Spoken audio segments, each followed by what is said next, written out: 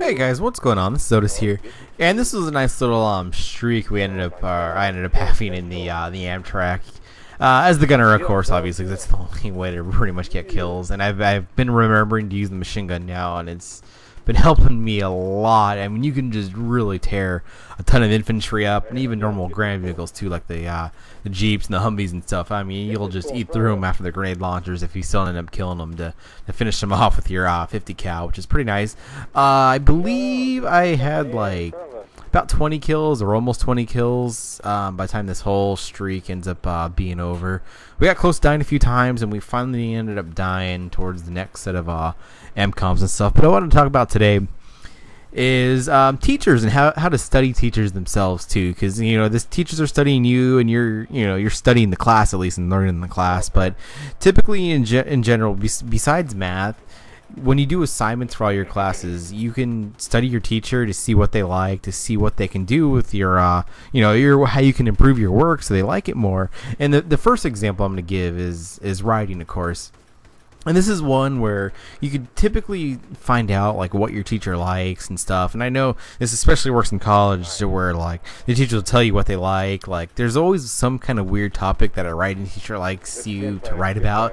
And if you can try to incorporate that in like whatever type of like writing style you're doing, or whatever type of paper you're doing, I mean they'll love you a lot more for it too. Which is also it's nice. It helps you a lot too with grading, for grading reasons too. They'll be a little bit more lenient towards you too if you're able to pull off a story, something that they like, or some type of thing at least that they like. The only class it kind of really wouldn't work for would be math, and that's just because x has to equal whatever x is going to equal, and there's not really much you can do about that. That's the one subject at least where it's either going to be right or it's going to be wrong. There's no in between with math, and so that's the one thing that won't really help you on. Maybe you can go and ask like your teacher, say, hey, can you help me after class or something like that, depending on you were in high school. It could be like lunch or anything. But I mean that's the one class where if you don't know what you're doing, it's not going to be good at all. But another class that could work for too easily would be history too. You could act like you're more into the subject, even though you probably don't give two shits about whatever subject you're learning, whether it be World War I or II, or just some other random periodic time in history, depending on obviously whatever you're learning, which is kind of pretty interesting too. I mean, I've always been like a history guy, or I like my history and stuff, and so for history at least, there's always a time period that a teacher likes, and hopefully you'll at least be doing that time period in class and stuff. But in history class, at least, even towards like your midterm or even final, you're usually going to be giving like a topic or a presentation, and you'll get to pick on what you can learn on through the class.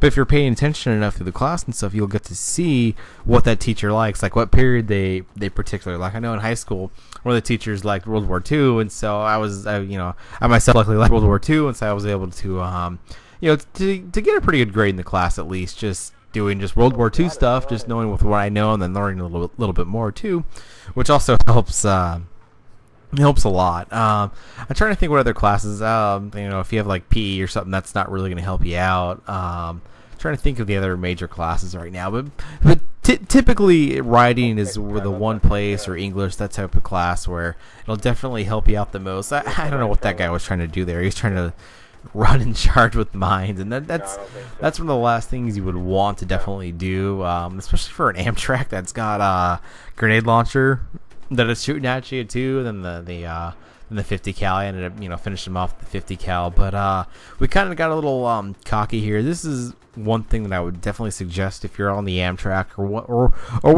whatever type of vehicle you're in. You don't want to be the first person to the MCOM, because basically what's going to end up happening is you're going to start taking a lot of RPG fire. You're going to start taking a lot of mines. You're going to have those C4 jihad guys coming up on you. So that's another thing that you should watch out for too. Like right here, we ran up a little bit close, and what ends up happening is we get a little too many RPGs on us, and you can't really angle the Amtrak enough at least to where we could have killed everyone at, and so it ends up coming back and biting us in the ass. But it's just something too that you should just go and look, and just study your teachers too, because you're studying there also. But if you look, I mean, typically also too, if you look on their desks, they're going to be they're going to have some pictures of their family or other activities they like doing, whether it be like fishing or rafting or something else.